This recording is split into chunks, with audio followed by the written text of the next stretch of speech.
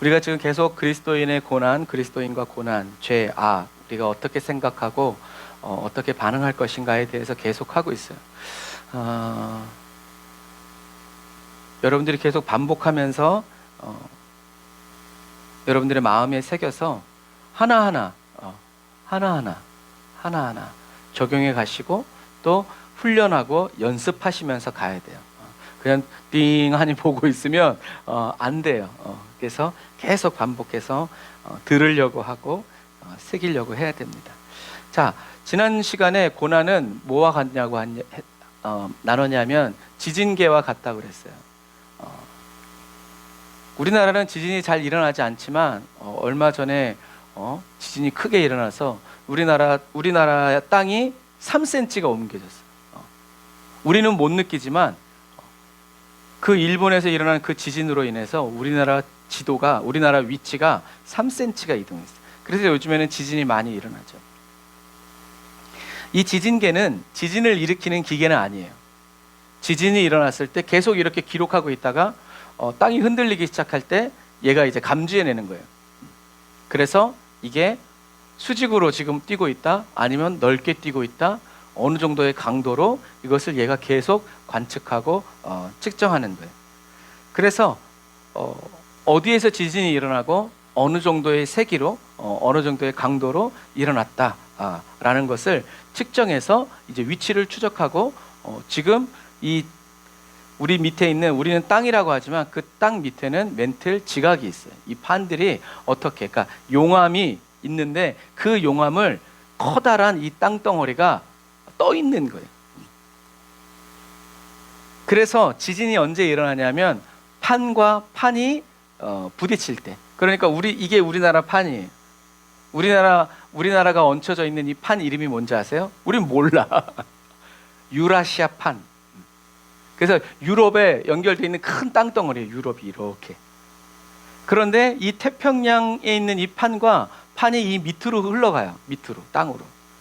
그래서 일본에서, 그러니까 환태평양에 지진이 일어나면 이 태평양 지반이 밑으로 들어가는 거예요. 그러면서 지진이 일어나는 거예요. 그래서 우리나라가 옆으로 3cm 이동한 거예요. 이런 것들을 알게 해주는 것이 이 지진계다라는 거죠. 그런데 고난이, 이 지진계라는 이 말은, 고난은 저와 여러분들을 이 당하는 형벌이나 연단이 아니라 지금 저와 여러분들이 어떤 위치에 서 있는지를, 그리고 그 땅에서 무슨 일이 일어나고 있는지를 알려주는 지진계와 같다라는 얘기예요. 그래서 좀 전에 얘기한 것처럼 평상시에는 내가 서 있는 이 땅이 흔들리기 전에는 무슨 판인지, 어떤 작용을 하는지, 무엇 때문에 이런 일이 일어나는지 몰라요. 그런데 지진이 한번 일어나면 우리가 TV만 틀면 뉴스에서 막 나오죠. 유라시아 판과 이런 판들이 지각 변동을 일으켜가지고 지금 들어가서 화산이 터지고, 그래서 이렇게 들어가면서 그 사이로 용암이 솟구쳐 오르는 거예요. 때로는 용암이 솟구쳐 오르면서 그런 지각 변동이 일어나기도 하고, 그런 부분들이죠.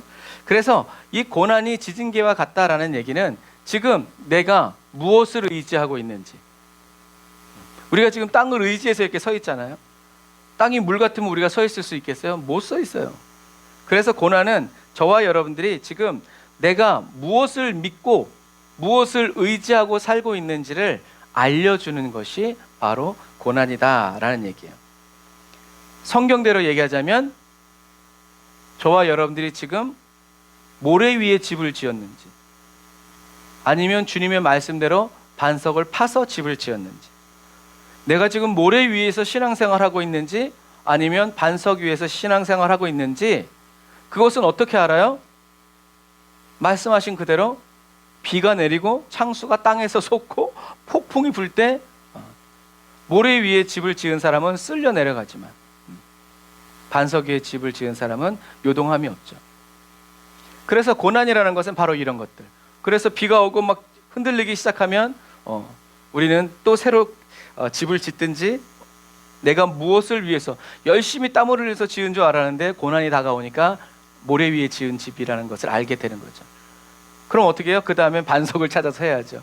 또 모래 위에다가 더 크게 더 깊게 아무리 박아봐야 소용없다라는 얘기예요.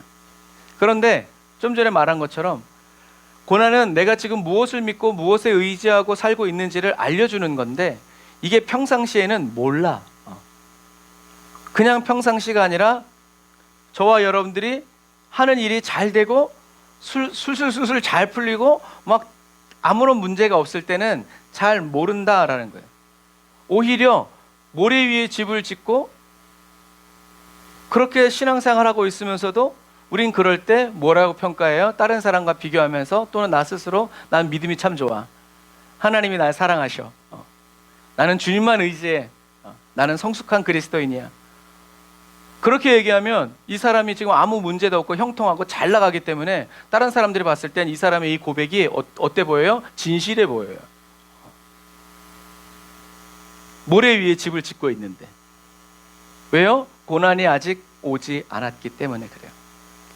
그래서 문제없이 잘 나가고 형통하고 그냥 쭉쭉쭉쭉 나갈 때는 우리는 나의 상태를 내가 지금 무엇을 의지하고 어디에 있는지, 그리스도 안에 있는지 그리스도 밖에 있는지, 말씀대로 살아가는지 내 생각과 내 뜻대로 살아가는지 우리는 잘 분별할 수 없다라는 얘기예요.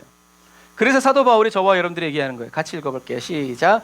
그러므로 선줄로 생각하는 사람은 넘어지지 않도록 조심하십시오.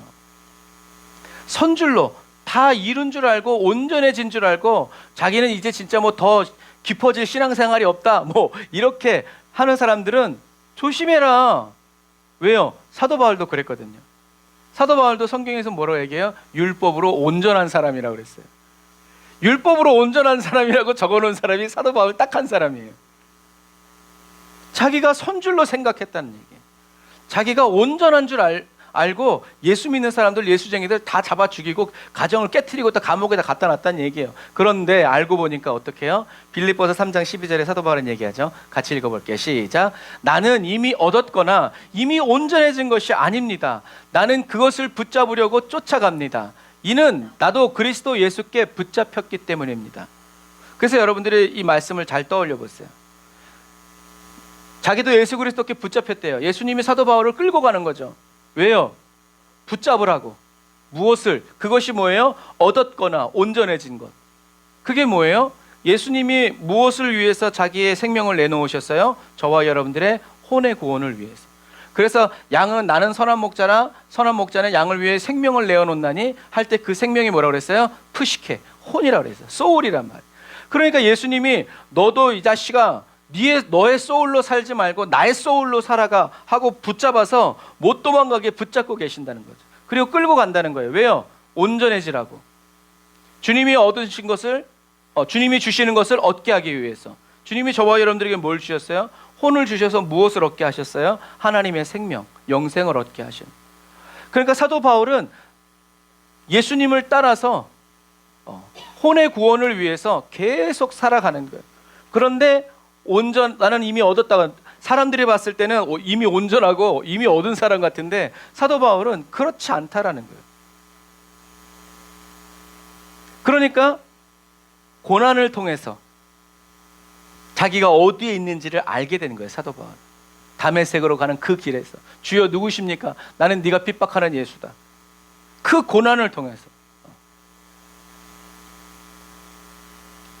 그러므로 자신이 이미 선줄로 생각하는 사람, 이미 다 이루었다고 생각하는 사람, 얻었다라고 생각하는 사람은 이제 그 사람은 사실 어떤 사람이에요? 이제 넘어질 일만 남은 사람이에요. 거짓 자아에 사로잡히고 붙잡혀서 혼의 구원을 이루지 못하고 오히려 하나님을 떠나서 계속 살아가게 되는 그런 인생을 살고 있는 것이다. 그래서 좀 전에 말한 것처럼 우리는 그래서 두렵고 떨림으로 사도 바울처럼 두렵고 떨림으로 쓰임받다가 버림받지 않기 위해서 두렵고 떨림으로 혼의 구원을 이루어 가야 되는데 저와 여러분들이 모든 일이 잘 풀릴 때는 우리는 이게 떨리지 않아요. 잘 가고 있다고 생각하기 때문에 아무런 문제가 없는데 그래서 혼의 구원을 이루어가는 저와 여러분들은 하나님을 향한 거룩한 경외심을 잃지 않도록 뭘 해야 돼요? 의지를 발휘해야 돼요. 예수님은 믿지 않는데 예수님의 의지로 그냥 고쳐주지 않아요.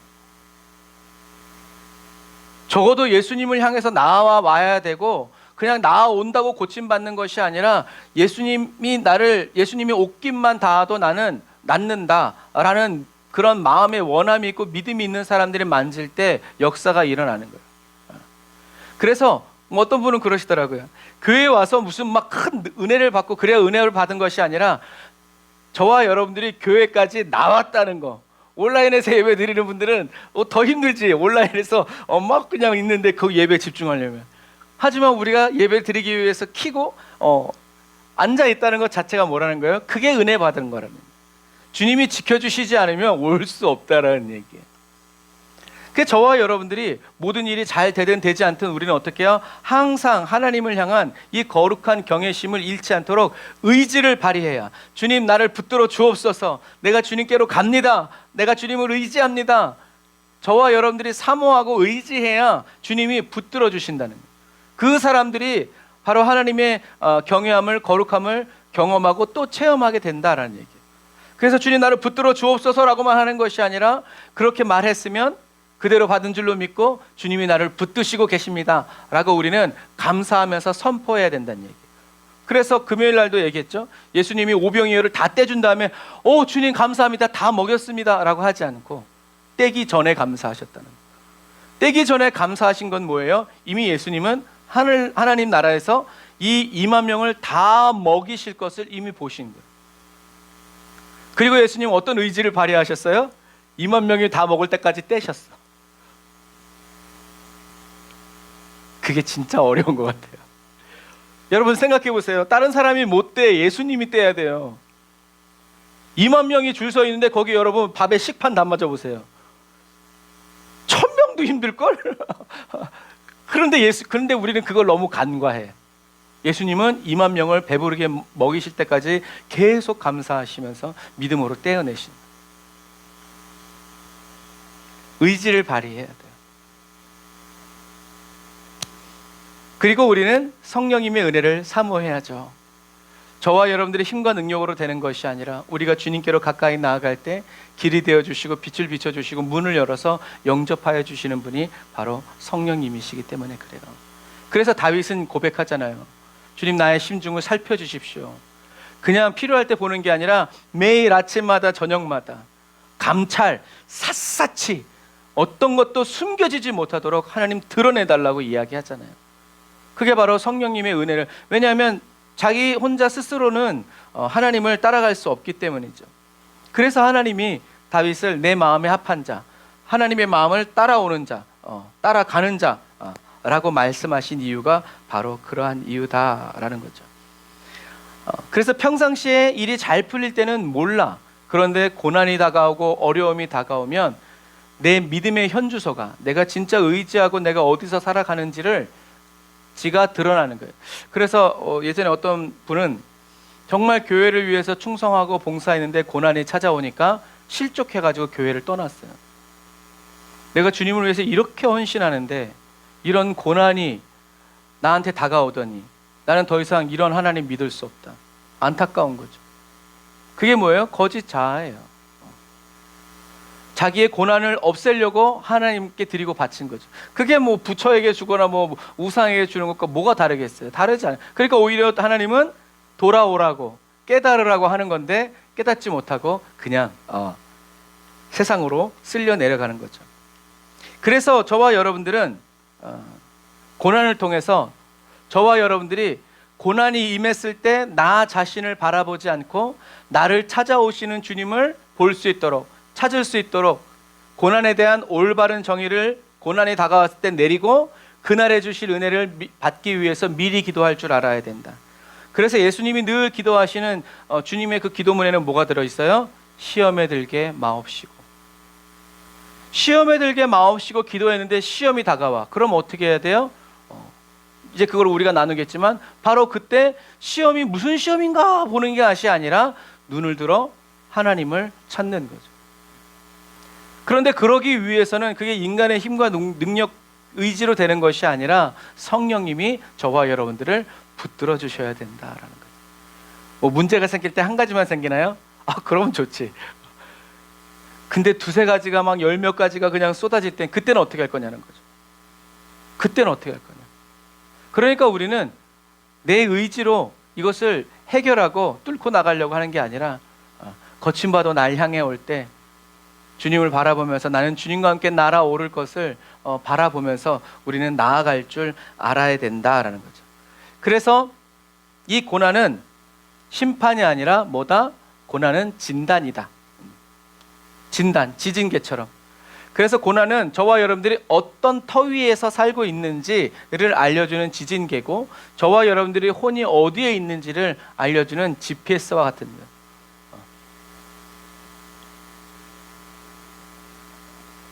그래서 우리가 지금 계속 예를 들고 있는 누가복음 15장 탕자의 비유를 우리가 예를 들어서 얘기하자면, 탕자는 굉장히 나쁜 아들이죠. 지진계로 보면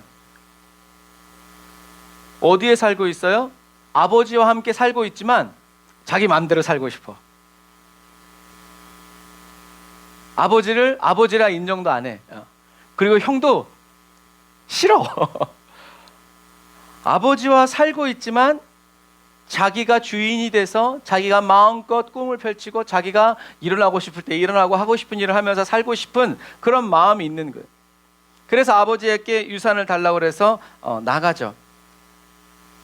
아버지는 그 아들의 요구가 잘못됐다는 것을 아시는데 허용하세요. 이런 죽일 놈 하지 않아요. 그러면서도 사람들이 수없이 얘기했겠죠. 큰아들부터 시작해가지고 아버지 어떻게 그럴 수가 있습니까? 이런 거는 율법에도 맞지 않고 이건 세상법에도 이건 우리 집안을 완전히 콩가루 집안으로 만드는 겁니다. 얼마나 사람들이 많이 그랬겠어요. 그런데도 아버지는 허용하세요. 이게 바로 뭐냐면 이게 인간으로서는 이해할 수 없는 하나님의 존재적 주권이라는 거예요. 아버지는 아들을 사랑하셔서 아들이 떠나는 것을 허용하셨어요. 하지만 언제 아들이 언제라도 돌아올지 모르니까 돌아오는 그 아들을 기다리시기 위해서 항상 하염없이 집 밖에서, 그러니까 아버지가 집안을 안 돌보고 맨날 나가서 아들만 기다리고 있으니까 그 집안일 누가 다 떠맡은 거예요? 큰아들이 떠맡은 거예요. 그래서 나중에 그러는 거예요. 아버지가 그렇게 하는 동안 내가 나 혼자 이거 다 이렇게 했는데 왜 염소 새끼도 안 주냐고 그런 거예요. 탕자가 자기 돈으로 술 마시고 친구들 막 사귀면서 허랑방탕하게 살 때 그때도 아버지는 탕자를 기다렸죠. 이게 뭐라는 거예요? 이게 하나님의 사랑이라는 거예요. 저와 여러분들이 원망 불평하고 하나님 실탁하고 떠나가고 막 그래도 하나님은 저와 여러분들을 기다리고 계신다라는 거죠. 아버지는 계속 기다리고 계시는데 둘째 아들은 이제 돈 다 쓰고 그러니까 친구들 다 떠나가고 어떻게든 먹고 살아야 되니까 유대인으로서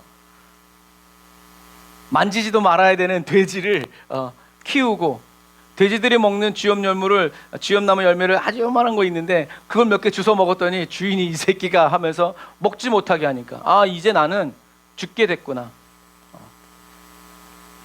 그걸 깨닫게 된 거죠. 그때 누가복음 15장 17절은 이렇게 얘기해요. 우리 같이 읽어볼까요? 시작. 이에 스스로 돌이켜 내 아버지에게는 양식이 풍족한 품꾼이 얼마나 많은가. 사실 아버지를 생각한 게 아니라 누구를 생각했다고요? 품꾼을 생각한 거예요. 이 자식은 진짜 나쁜 놈이에요. 이렇게 되기까지 아버지를 생각하지 못해요. 자기 먹고 살 생각만 하는 거지. 이게 거짓자에 사로잡힌 영향받는 저와 여러분들이에요. 하지만 중요한 건 뭐예요? 스스로 돌이켰다라는 얘기예요. 이 스스로 돌이켰다라는 이 돌이키다라는 것은 돌아왔다라는 얘기예요. 뭐가 돌아온 거예요? 둘째 아들의 마음과 생각, 관심사, 초점, 기억. 다시 말해서 혼이 아버지께로 스스로 향하게 됩니다. 아버지와 함께 있을 때는 이 아들의 혼이 어디를 향해 있었어요? 세상을 향해. 가라 세상을 향해. 그런데 자기가 죽을 위치에 됐고 아무런 살 소망이 없으니까 스스로 어떻게 해요? 아버지께로 나는 돌아가야 되겠다. 가서 품꾼이 돼야 되겠다. 끝까지 아버지의 마음에는 관심이 없고 자기 자신에게만 집중되어 있는 거예요. 그래서 이 둘째 아들은 돼지가 먹는 열매도 못 먹는 처지가 되니까 지진계처럼 자기가 지금 어디에 서 있는지를 알게 된 거예요. 그래가지고 아버지한테 유산 받아가지고 나올 때는 신난다, 재미난다, 즐겁다 했지만 이런 고난을 통해서 내가 지금 어떤 위치에 서 있는지를 알게 된 거죠.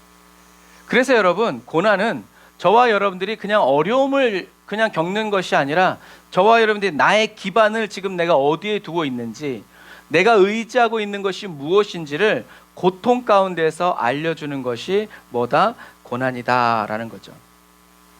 그래서 저와 여러분들은 이 둘째 아들이 고난이 다가왔을 때 어떻게 했어요? 스스로 돌이켰다.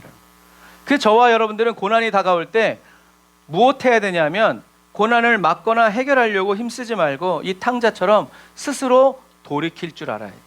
이게 은혜인 거예요. 이게 성령의 감동인 거예요. 성령님이 그 무너지고 깨어진 마음속에 훅 불어넣는 거예요. 성령님은 아버지를 생각하게 했지만 이 아들놈은 성령님이 그 감동을 받고 뭘 생각했어요? 아버지와 함께하는 품꾼을 생각한 거죠. 왜 그랬어요? 자기가 지금 품꾼이기 때문에 그래요.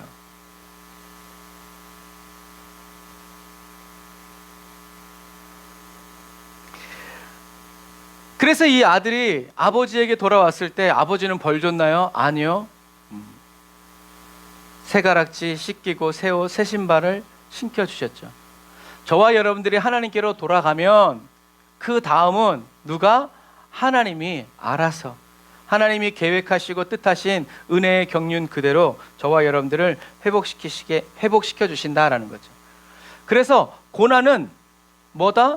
탕자가 아버지 곧 하나님의 경륜 안으로 들어갈 수 있는 뭐가 되었어요? 기회가 되었어요.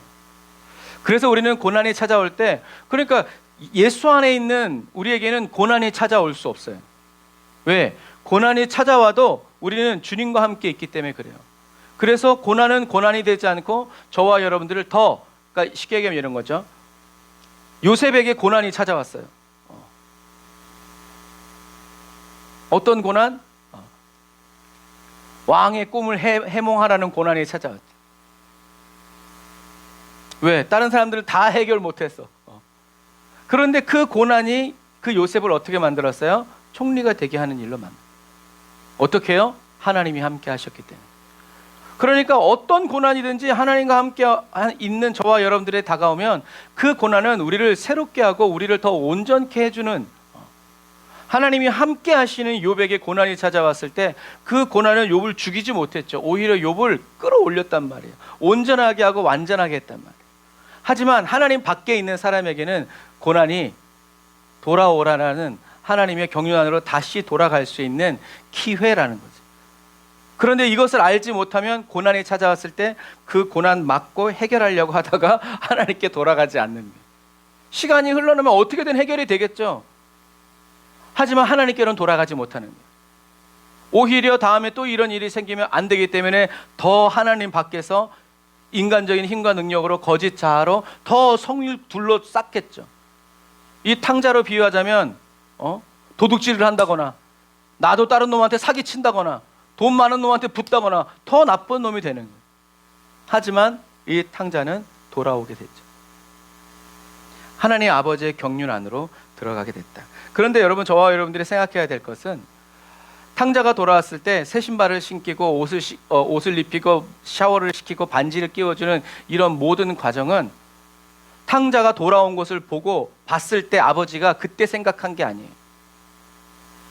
아버지는 그 아들이 아버지에게 유산을 달라고 했을 때 그때 이미 그 생각을 다 끝내셨을 거예요. 에휴, 네가 잘못 선택했는데 그래도 네가 돌아오기만 하면 내가 다시 이렇게 회복해 주겠다.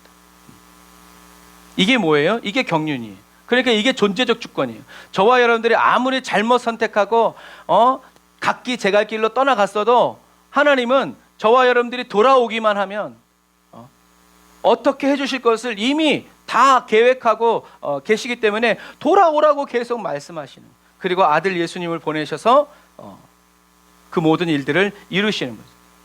그래서 누구든지 주 예수의 이름을 부르짖고 믿으면 구원을 얻게 될 것이라고 아버지의 경륜을 우리에게 다, 그래서 구약 시대에는 하나님의 이 경륜이 비밀이었어요. 아무도 몰랐어. 예수님이 메시아가 올 거라고는 얘기했지만 그 메시아가 죽고 다시 부활할 거라고 아무도 몰랐어. 마귀도 몰랐어. 비밀한 경륜이었는데 예수님이 오셔서 다 이루었다라고 선포하심으로 이제 하나님의 경륜은 비밀한 게 아니라 모든 사람에게 오픈되었답니다. 누구든지 그것을 보고 듣고 믿으면 하나님께로 나아올 수 있다, 구원을 얻게 된다라는 거죠.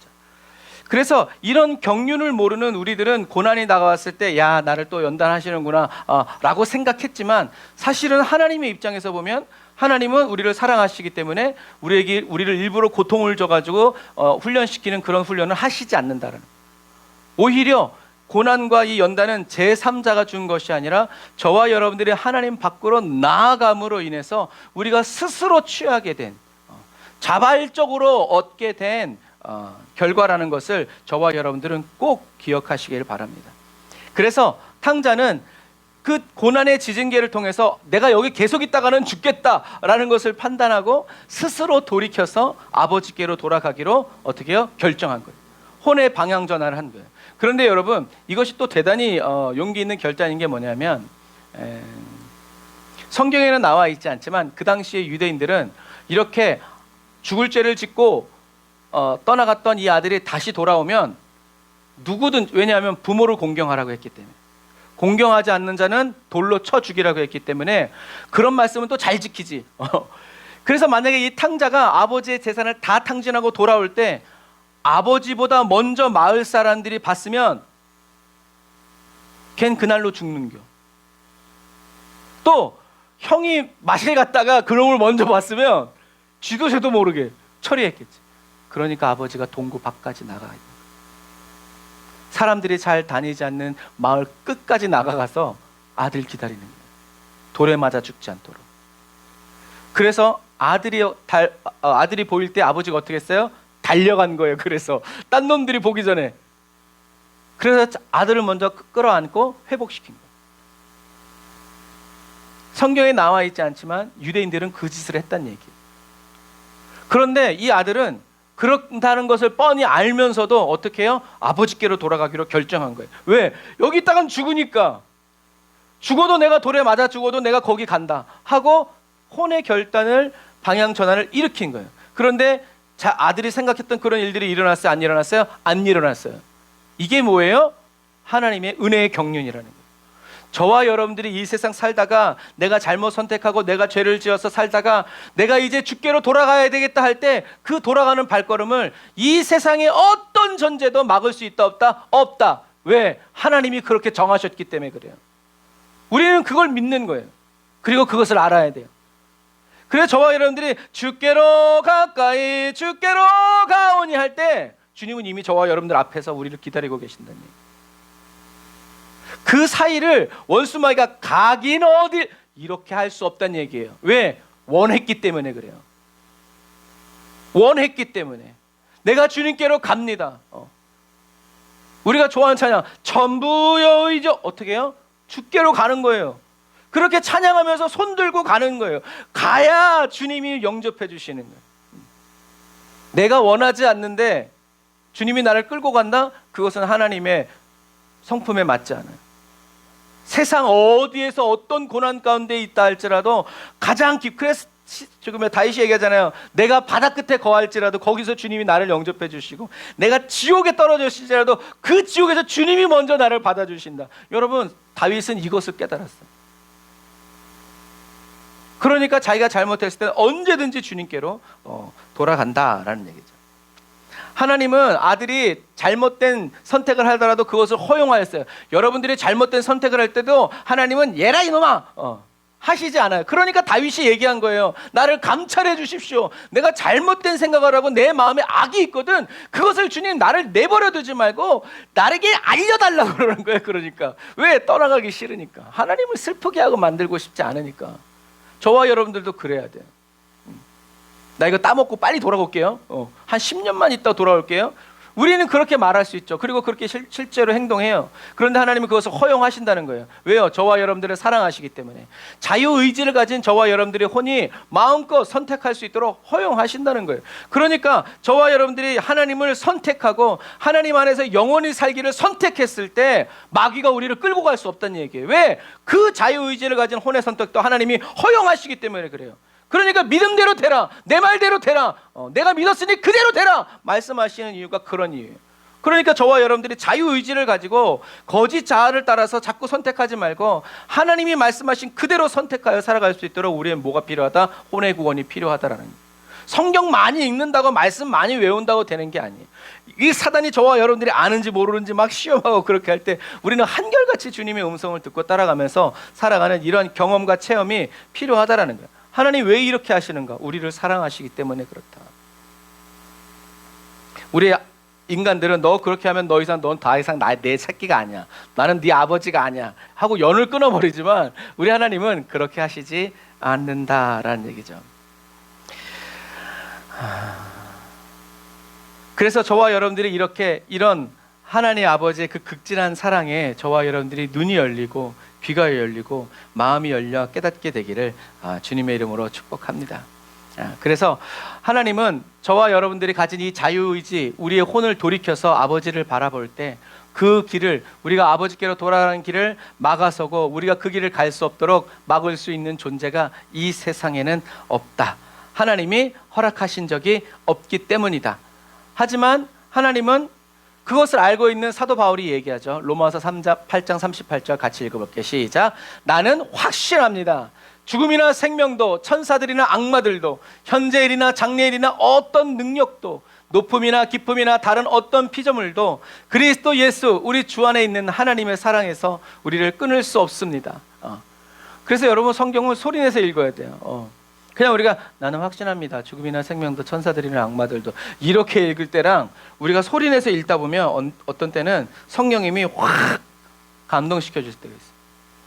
그때는 진짜 사도 바울이 로마 교회에 말한 것처럼 우리들이 선포할 수 있어요.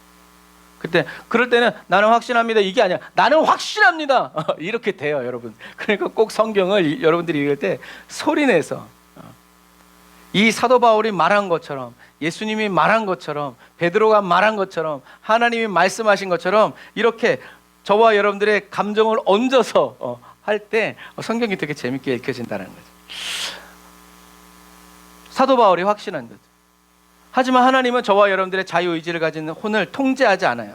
잘못된 선택을 한다고 해도 허용하시고 그 다음에 뭘 하세요? 우리와 함께 가세요. 마치 아이들이 뭔가를 선택할 때 그래 해봐 그러면서 부모는 어떻게 해요? 따라가는 거예요. 같이 가는 거예요. 이 길 아니지?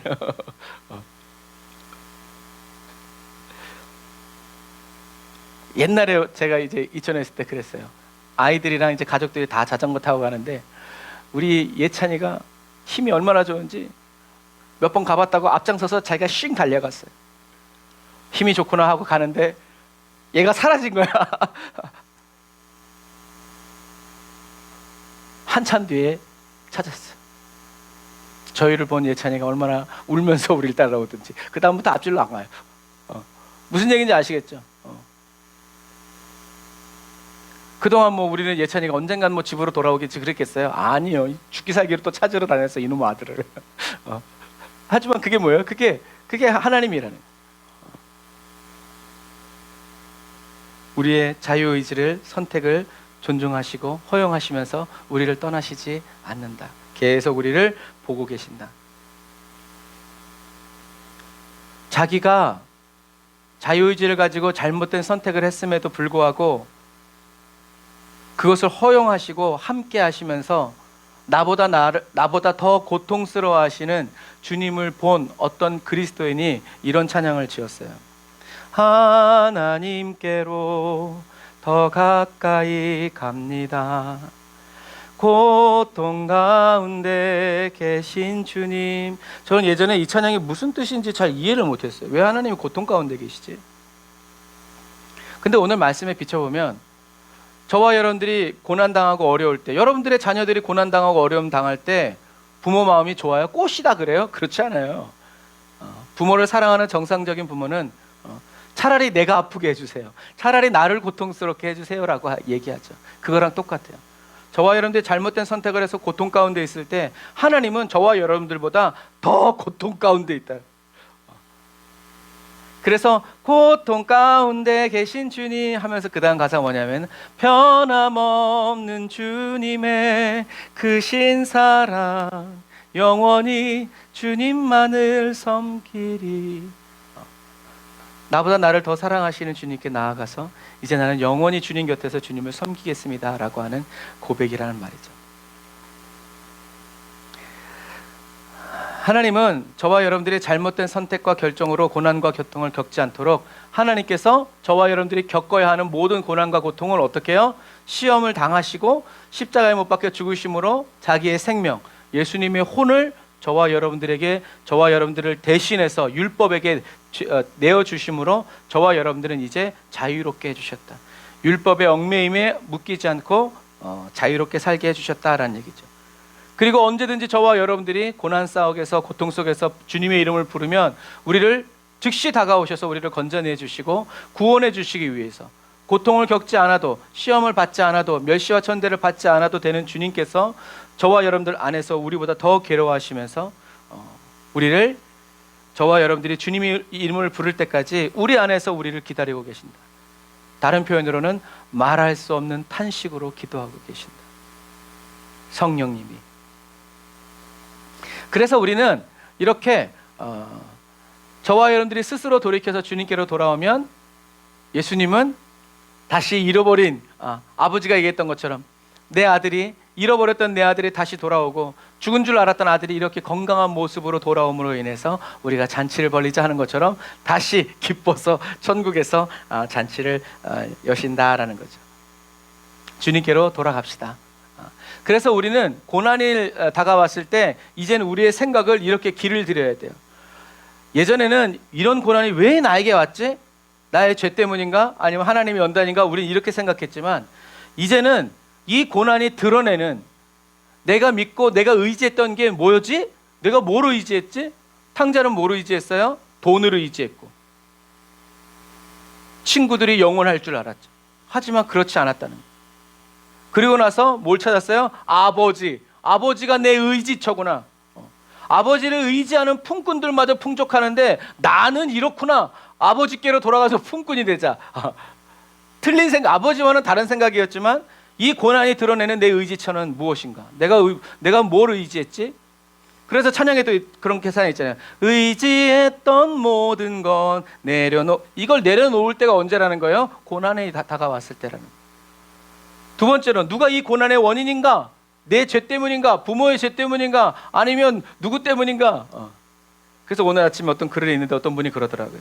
그림을 그리시는 분인데 예수님이 십자가를 그리려고 하니까 집안의 영적 전쟁이 크게 일어나요. 그래서 기필코 그 십자가를 그림을 그려내고 나니까 그런 게 다 사라졌다는 얘기. 여러분, 단순히 그림을 그릴 때도 영적인 전쟁이 벌어지는, 사단이 싫어하죠. 누가 이 고난의 원인인가? 우리는 그 원인자를 찾으려고 하지 말고, 우리는 이미 하나님이 고난의 원인자라는 것을 이제 우리는 알고 있기 때문에 우리는 어디로 가야 되는가? 이 길이 막혔구나. 그럼 내가 이제 어디로 가야 하지? 주님의 얼굴을 찾아야죠. 주님이 우리의 길 되시니까. 내가 무엇을 잘못했는가를 생각하지 말고 이제는 우리는 이 흔들림 속에서 나는 무엇을 발견하는가? 지금 내 눈에 무엇이 보이는가? 결국엔 이것은 뭐예요? 주님, 나의 눈을 열어 주옵소서. 주님 계신 곳 보게 하여 주옵소서. 제가 어디로 가야 합니까? 주님 어디 계십니까? 제가 어떻게 하기를 원하십니까? 라고 우리는 이것을 나 스스로에게 질문할 줄 알아야 한다라는 거죠. 그래서 이렇게 저와 여러분들이 고난의 정의를 딱 내리고 어떤 질문을 이렇게 올바른 질문을 할 줄 알게 되면 우리는 올바른 답을 얻게 된다라는 사실이에요. 그래서 고난에 대한 질문이 바뀔 때 저와 여러분들이 고난에 대한 질문과 응답이 달라지게 되는 거예요. 질문이 달라지면 당연히 답이, 그래서 좋은 질문이 좋은 답을 이끌어내는 거죠. 또 고난에 대한 질문이 바뀔 때 저와 여러분들은 성령의 감동과 인도를 따라갈 수 있게 된다. 우리가 계속 내 죄만 바라보고 내가 그때 이것을 하지 말았어야 되는데 이러고 있으면 성령님의 음성을 들을 수가 없어요. 이걸 내려놓고 성령님 감동해 주세요. 길을 잃었습니다. 제가 내 멋대로 또 왔습니다. 저를 취하여 주옵소서. 이렇게 그래야 우리가 성령님의 감동을, 내 생각을 멈추면 어떻게 된다고 그랬어요? 우린 저절로 성령님 안으로 들어가게 되어 있다라고 우리는 계속 이야기했죠. 하나님은 지금도 저와 여러분들이 하나님을 떠나서 나의 감정과 생각을 스스로 결정하는 삶에서 돌이켜서 하나님의 경륜 안으로 들어오도록 뭐하고 계신다? 기다리고 계신다는, 주님의 이름을 부르짖을 때 크고 비밀한 일을 저와 여러분들에게 가르쳐 주신다라는 거죠. 그래서 우리가 지난주에 했던 것처럼 하나님이 저와 여러분들을 진리와 생명과 하나됨으로 빛을 비춰주고 계신데, 어떤 어둠이 그 빛을 뚫고 와서 저와 여러분들을 만질 수 있고 영향을 끼칠 수 있는가? 그런 일은 있을 수 없다라는 것을 여러분들이 꼭 기억하시고 결론을 내리시기를 바랍니다.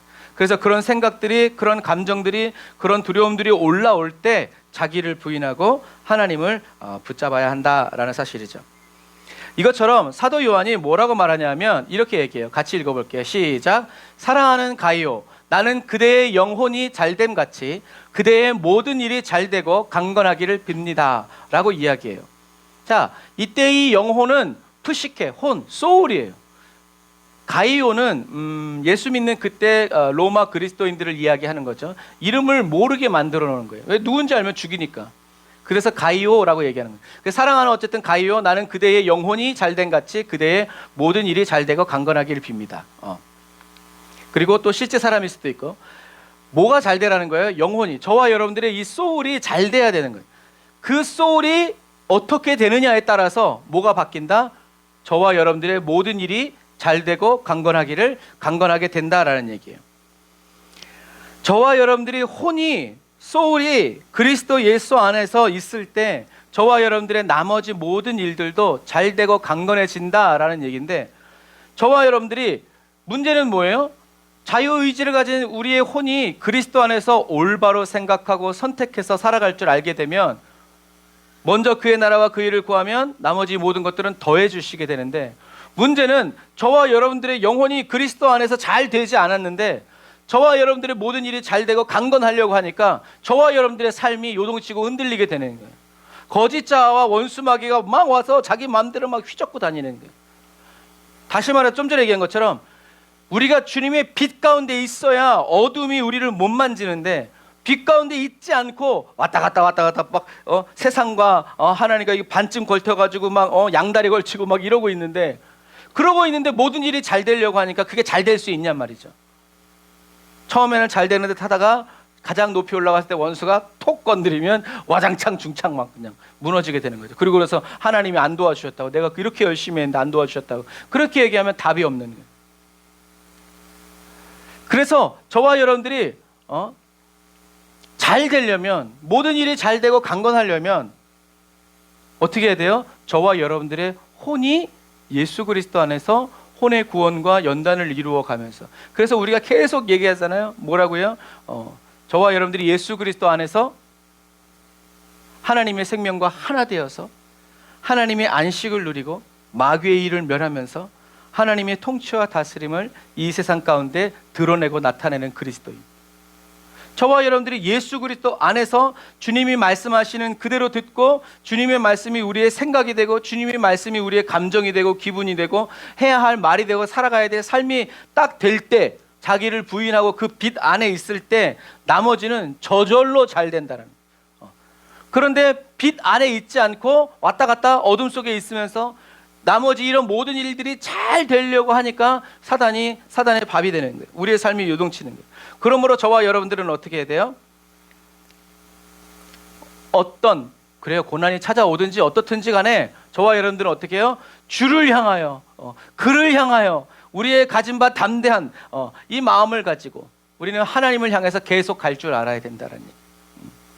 하나님 안에 있을 때 모든 일이 잘 되고 하나님의 뜻대로 이루어지기 때문에 그래요. 하나님은 저와 여러분들을 사랑하시기 때문이다. 그래서 하나님은 고난의 원인자가 아니라 오히려 고난당하는 저와 여러분들에게 찾아오셔서 무엇이 되어주신다? 피난처, 반석, 방패. 그러니까 고난이 생겼다는 것은 물론 이제 우리가 이제 다음 주에 하겠지만 고난이 다가왔을 때 우리는 내가 죄를 지었구나 이게 아니라 우리와 함께 하시는 하나님을 발견할 수 있고 다시 그 하나님 안으로 들어갈 수 있는 정말 은혜의 기회가 우리에게 주어졌다는 것을 알고 고난이 다가올 때 주님은 여전히 나의 하나님이십니다. 나의 방패이시고 반석이십니다. 주님만이 나의 요새이십니다. 라고 선포하고 하나님을 만날 수 있는, 그리고 저와 여러분들이 그렇게 하나님이 말씀하신 다윗의 고백이지만 성경 말씀이니까 저와 여러분들이 그대로 고백할 때 하나님은 그 고백이 내 믿음대로 내 말한 대로 그렇게 그대로 해서 하나님이 요새가 되는 것을 체험하게 해주시고 하나님이 우리 방패라는 것을 저와 여러분들로 하여금 경험하게 해주셔서 어떤 고난이 와도 두려움에 빠지지 않고 오히려 그때 나의 방패 되신 하나님, 나의 반석이신 하나님, 문들아 머리 들어라 기쁘게 찬양하면서 하나님 맞을 준비를 한다. 저와 여러분들은 바로 그러한 삶을 살고 있다. 그래서 욥이 제가 어제도 어떤 분 만나서 얘기했어요. 욥이 원망불평했습니까 안 했습니까? 그랬더니 담대하게 안 했대요. 왜요? 그렇게 세뇌당해서 그래요. 왜 욥이 원망불평 안 했다고 말하는지 아세요? 축복을 받았기 때문에 그래요. 결과. 근데 그 과정은 몰라.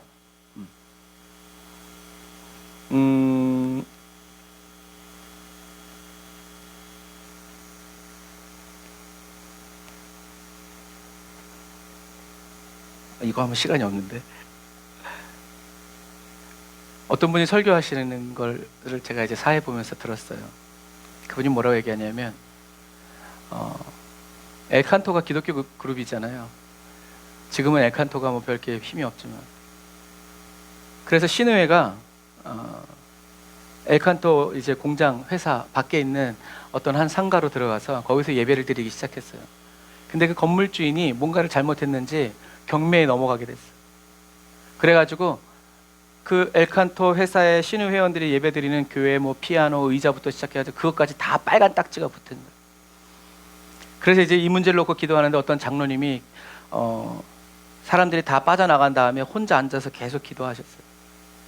그러다가 그분이 자기 돈으로 그 빌딩을 경매를 받아가지고 교회를 회복시켰어요. 그 일이 있고 나서 얼마 뒤에 시에서 이 장로님한테 연락이 간 거예요. 조상 땅 찾기 운동이란 본부가 있는데 거기서 조회를 해보니까 당신 그 장로님 앞으로 잃어버린 땅이 있는데 그 알짜배기 땅 2만 평이 당신 앞으로 돼 있다라는 거예요. 와서 찾아가라고. 그래서 그 장로님이 돈 한 푼 안 드리고 뭐 법정 싸움 할 거 없이 2만 평이라는 넓은 대지를 얻게 되었어요. 그 다음에 그 목사님이 뭐라 했냐면 교회를 위해서 헌신하고 충성해라. 무슨 말이에요? 돈 내놓으라는 얘기죠. 더 충격적이었던 건 예배가 끝나고 다른 목사님들이 그 목사님한테 가서 말씀에 너무 은혜 받았다고 우리 교회 와서도 좀 설교 좀 해달라고. 나는 뒤집어지는 줄 알았어요. 사람들은 뭘 알아요? 결과를 알아요. 그 결과가 뭐예요? 축복받았다는 얘기예요. 그러니까 너도 그렇게 헌금해라라는 얘기예요. 그런데 뭐는 몰라요?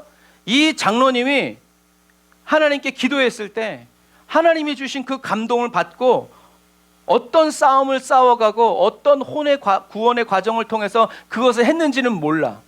그런데 결과만 알아. 그러니까 이 결과를 나도 얻기 위해서 그렇게 하는 거예요. 와, 난 진짜 그 목사님한테 왕실망.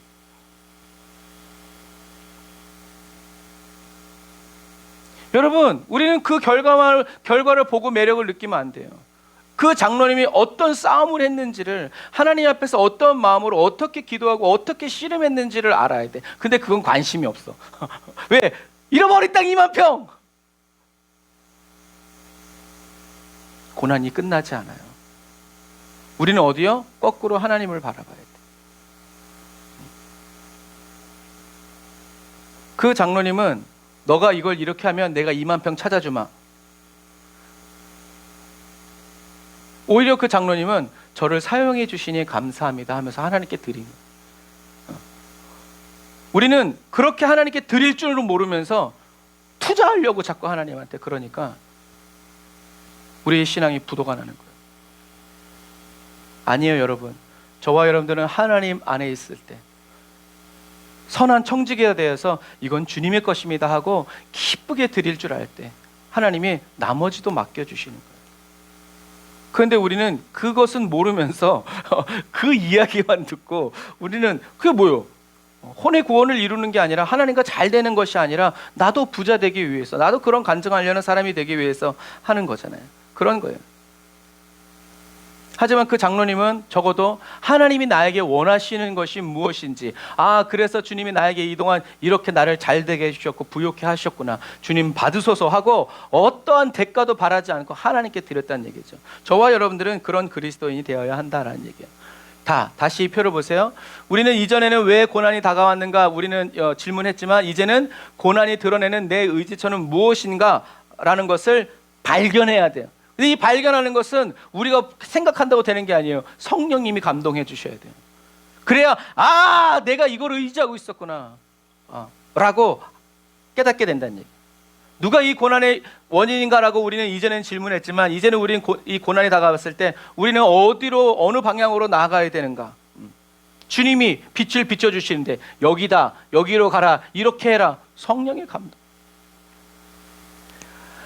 이전에는 내가 무엇을 잘못했는가 그것을 가지고 알기 위해서 끙끙끙끙 앓았지만, 이제는 이 흔들림 속에서 나는 무엇을 발견해야 되는가, 뭘 발견해야 돼. 성령님의 감동으로 우리들이 가야 할 길과 주님의 얼굴을 바라보면서 나아갈 줄 알아야 된다는, 주님이 나의 반석이시라는 것, 주님이 나의 요새시라는 것, 주님이 나의 피할 바위라는 것, 환난 날에 부를 나의 이름이라는 것을 우리는 성령의 감동 속에서 깨닫고 그것을 붙잡아 가지고 계속 우리는 우리 삶 속에서 말씀 안에서 살아나가야 한다라는 거죠. 나와 함께 하신 하나님. 그래서 우리들이 좋아하는 찬양이 나의 하나님, 나의 하나님, 그 찬양도 마찬가지죠. 나와 함께 하시는 하나님, 아버지이신 하나님 만나고 경험하면서 찬양하면서 나아가게 된다라는 거죠. 그러므로 저와 여러분들은 이제 마지막 시대를 살아갈 때 우리는 선포해야 돼요. 어디서 살아가든지 무엇을 하든지 어떤 형편과 환경에서든지 우리는 주님을 향해서 나아갈 줄 알아야 된다. 저와 여러분들의 눈이, 저와 여러분들의 생각이, 저와 여러분들의 마음과 모든 삶이 주님. 그래서 사도 바울은 이것을 이렇게 표현했죠. 무엇을 먹든지 마시든지 살든지 죽든지 무엇을 위해서 해라? 주님의 영광을 위해서 해라. 다시 말해서 주님이 드러나고 주님이 나타나고, 내가 매를 맞는 게 주님의 영광을 나타나는 것이라 우리는 그 매를 맺어야 된다는 얘기죠. 죽는 게 주님의 영광을 나타내는 것이라면 우리는 그 죽음을 기쁨으로, 감사함으로, 아멘으로 그 잔을 마셔야 한다라는 얘기죠. 이것을 여러분들이 꼭 기억하시길 바랍니다. 그래서 저와 여러분들의 삶이 요동치고 흔들릴 때 여전히 나와 함께 하시는, 그래서 막 흔들리고 요동칠 때 주님을 딱 봤더니 주님이 씩 웃고 있어. 그럼 뭐예요? 걱정하지 말란 얘기예요. 이것도 와봐. 그런데 주님이 딱 봤더니 주님이 슬픔이 되고 있어. 그럼 어떻게 해요? 아버지! 빨리 그 주님의 얼굴 표정을 봐야지. 주님의 마음을 우리는 무엇을 통해서? 성령님의 감동을 따라서. 그래서 저와 여러분들을 위해서 예비하신 하나님의 이 경륜 안으로 저와 여러분들이 싹 들어가서 그곳에서 주님과 함께 저와 여러분들의 삶을 살아갈 줄 알아야 한다라는 거죠. 우리 다 같이 이거 외쳐보고 기도하고 마치겠습니다. 외쳐봅시다. 나는 확신합니다. 죽음이나 생명도, 천사들이나 악마들도, 현재일이나 장래일이나 어떤 능력도, 높음이나 깊음이나 다른 어떤 피조물도 그리스도 예수 우리 주 안에 있는 하나님의 사랑에서 나를 끊을 수 없습니다. 한 번 더, 나를 끊을 수 없습니다. 나를 끊을 수 없습니다. 우리 선포해야 돼요. 또 두 번째, 시작. 나는 나의 혼이 잘됨 같이 나의 모든 일이 잘되고 강건하게 되었음을 선포합니다. 한 번 더, 나는 나의 혼이 잘됨 같이 나의 모든 일이 잘되고 강건하게 되었음을 선포합니다. 아멘. 이 잘 된다는 것, 사이가 좋다라는 것, 그게 뭐라고요? 관계가 좋다라는 얘기죠. 그래서 저와 여러분들이 우리가 주님과 관계가 좋은 사람은 어떤 사람? 아까도 얘기한 것처럼 주님의 말씀이 내 생각이 되고, 주님의 말씀이 내 감정이 되고, 주님이 말씀하신 그대로 내가 느낄 줄 알고, 주님이 말씀하신 그대로 볼 줄 알고 들을 줄 알고. 그러니까 한마디로 얘기하면 예수님과 한 생명으로 연합되는 것. 그래서 하나님의 다스림과 통치는 뭐예요? 저와 여러분들의 혼이 예수님의 혼과 하나 되는 것.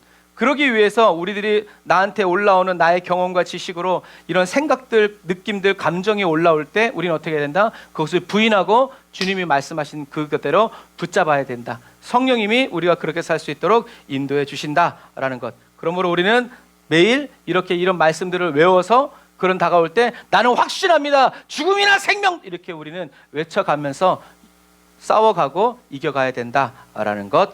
기도하겠습니다. 아멘. 주님, 저희들의 고난 가운데에서 저희들보다 더 고통스러워하시는 주님을 보게 해주세요. 그리하여 내가 죄를 미워하고 죄를 싫어버리고 멀리 떠나버릴 줄 알게 하여 주세요.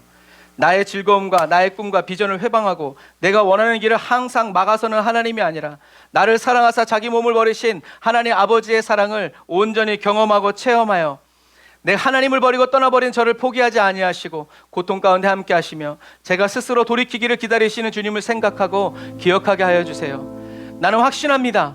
죽음이나 생명도 천사들이나 악마들도 현재일이나 장래일이나 어떤 능력도 아버지 높음이나 깊음이나 어떤 피조물도 그리스도 예수 안에 있는 우리 주 하나님의 사랑에서 우리를 끊을 수 없습니다. 우리들의 혼이 잘된 같이 주여 우리들의 모든 일이 잘되고 강건하게 되었음을 선포합니다. 성령 하나님, 저희들을 통하여서 주님의 뜻을 남김없이 이루어 주옵소서. 하나님 나라에서 말씀으로 이미 이루어진 믿음의 실상을 저희들이 볼 수 있고 들을 수 있고 깨달을 수 있도록 성령의 충만한 은혜를 베풀어 주옵소서. 성령의 감동을 따라 혼의 방향을 전환을 이루어 나 중심에서 하나님 중심으로 스스로 돌이키고 거짓 자아는 죽고 예수 그리스도 안에서 살아가는 혼의 구원을 날마다 힘써 이루어 살아가게 하옵소서.